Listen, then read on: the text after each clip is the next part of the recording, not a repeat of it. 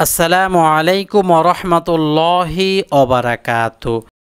আজকের ভিডিওতে এমন একটি দোয়া নিয়ে আলোচনা করব, যে দোয়াটি অজুর পর কষ্ট করে একবার পড়লে আল্লাহ পাক আপনাকে ধনী বানিয়ে দিবেন এবং এমন ধন সম্পদ দিবেন যেটা আপনি কখনো কল্পনাও করেননি। তাহলে চলুন ভিডিওটি শুরু করি। কোনো ইবাদতের জন্য পবিত্রতা অপরিহার্য। নারী এবং পুরুষ উভয়কেই পবিত্রতা হওয়ার জন্য অজু করতে হয়। ইসলামের বিধান অনুসারে অজু দেহের অঙ্গ প্রত্যঙ্গ ধৌত করে পবিত্রতা অর্জনের একটি মাধ্যম। এর আবিধানিক অর্থ হলো সৌন্দর্য হওয়া এবং পরিষ্কার পরিচ্ছন্নতা করা। আর অজুর পরিভাষায় অজু বলা হয় পবিত্রতা অর্জনের নিয়তে নির্দিষ্ট অঙ্গসমূহে পানি ব্যবহার করা। পবিত্রতার ফজিলত প্রসঙ্গে কোরআন কারিমে আল্লাহ পাক ইরশাদ করেছেন, হে ঈমানদারগণ, নিশ্চয়ই মুশরিকরা নাফাক বা অপবিত্র। এটি সূরা তওবার 28 নম্বর আয়াত। অন্য আয়াতে আল্লাহ তাআলা পবিত্রতার গুরুত্ব সম্পর্কে বোঝাতে চেয়েছেন বা বলেছেন, তোমার পোশাক পরিচ্ছদ পবিত্র রাখো। এটি সূরা মুদ্দাসির 4 নম্বর আয়াত। যারা পবিত্রতা অর্জন করে আল্লাহ তাদের প্রশংসা করেছেন, তাদের ভালোবাসার কথা বলেছেন।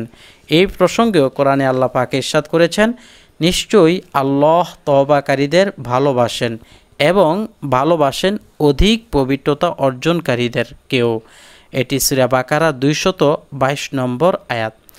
আল্লাহ তাআলা মসজিদে কুবার অধিবাসীদের প্রশংসা করেছেন, কারণ তারা ভালোভাবে পবিত্রতা অর্জন করে।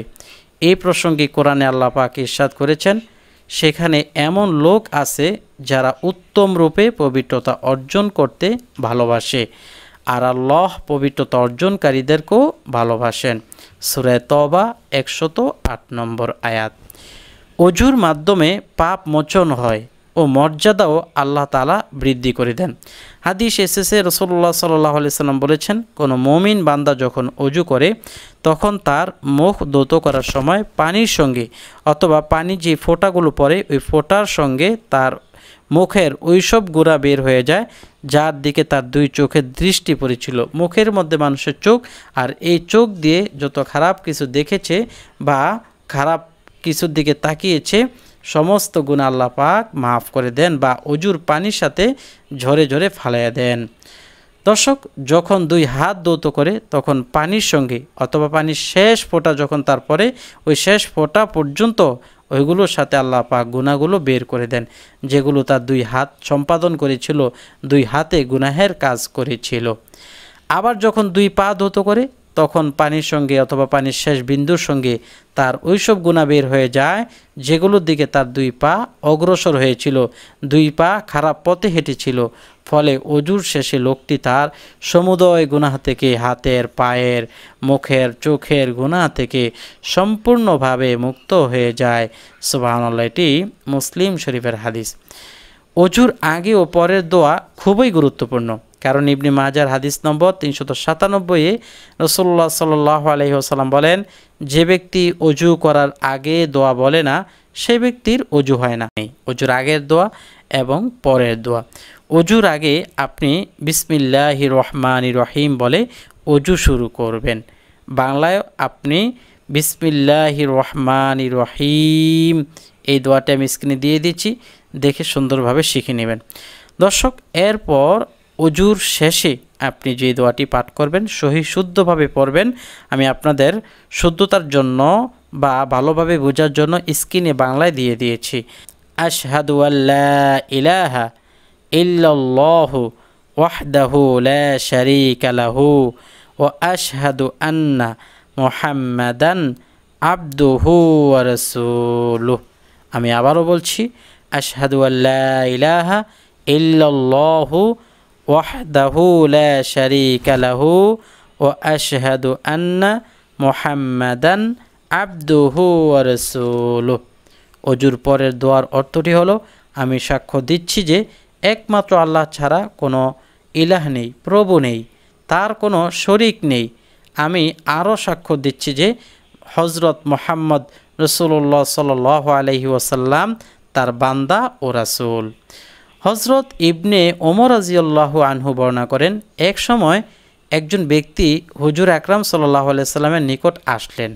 এসে বললেন, ইয়া রাসূলুল্লাহ, দুনিয়া আমাকে পরিত্যাগ করেছে এবং আমি অভাবগ্রস্ত এবং অক্ষম হয়ে পড়েছি। আমার পরিত্রাণের কোনো উপায় আছে কি? দুনিয়া যে আমাকে ত্যাগ করলো, এর থেকে বাঁচার কোনো উপায় আছে কি? তার উত্তরে রাসূলুল্লাহ সাল্লাল্লাহু আলাইহি ওয়াসাল্লাম বললেন, তুমি কোথায় আছো, দুনিয়ায় নাকি পরকালে?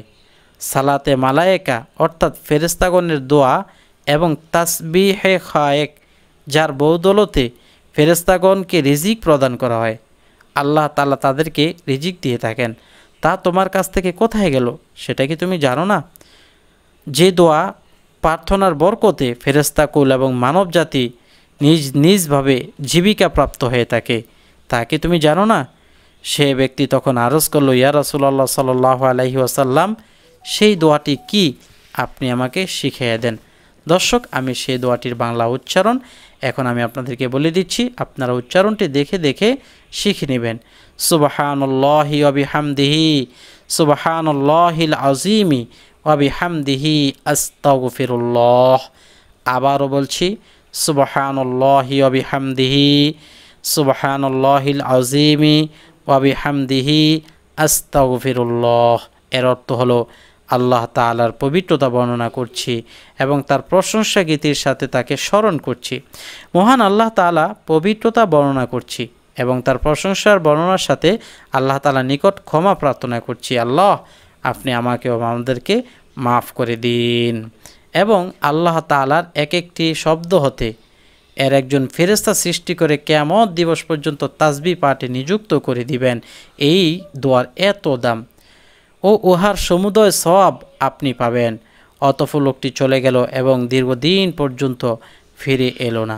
এরপর কোনো একদিন এসে রাসূলুল্লাহ সাল্লাল্লাহু আলাইহি ওয়াসাল্লামের কাছে আরজ করলো, ইয়া রাসূলুল্লাহ সাল্লাল্লাহু আলাইহি ওয়াসাল্লাম, দুনিয়া আমার কাছে এত বেশি পরিমাণ এসেছে যে তাকে কোথায় রাখবো আমি জানি না। সুবহানাল্লাহ, এত পরিমাণ আমি দুনিয়াকে পেয়েছি। উচ্চারণ সেই দোয়াটির আমি বলে দিচ্ছি, সুবহানাল্লাহি ওয়া বিহামদিহি, সুবহানাল্লাহিল আযীমি ওয়া বিহামদিহি, আস্তাগফিরুল্লাহ। দর্শক, আল্লাহ যেন আমাদেরকে এই সকল দোয়াগুলো পড়বার তৌফিক দান করে, এজন্য সকলে কমেন্টে লিখুন আমিন। পরিশেষে এমন তিনটি কাজের কথা বলবো যে তিনটি কাজ করলে আল্লাহ তাআলা আপনাকে ধনী বানিয়ে দিবেন। প্রথম নম্বর কাজ ও আমল হলো ও সব সময় অজু অবস্থা থাকা, অজু করে থাকা। 2 নম্বর আমল হলো আল্লাহর রাস্তায় দান করা বিনা স্বার্থে। মসজিদ মাদ্রাসায় গরিব মিসকিনদেরকে বেশি বেশি দান করলে আল্লাহ পাক ধনী বানিয়ে দিবেন। 3 নম্বর হলো হজ করবেন, আল্লাহর পথে টাকা ব্যয় করলে আল্লাহ পাক বাড়াইয়া দিবেন। দর্শক, A to Z ভিডিওটি যদি ভালো লাগে লাইক দিয়ে শেয়ার করবেন।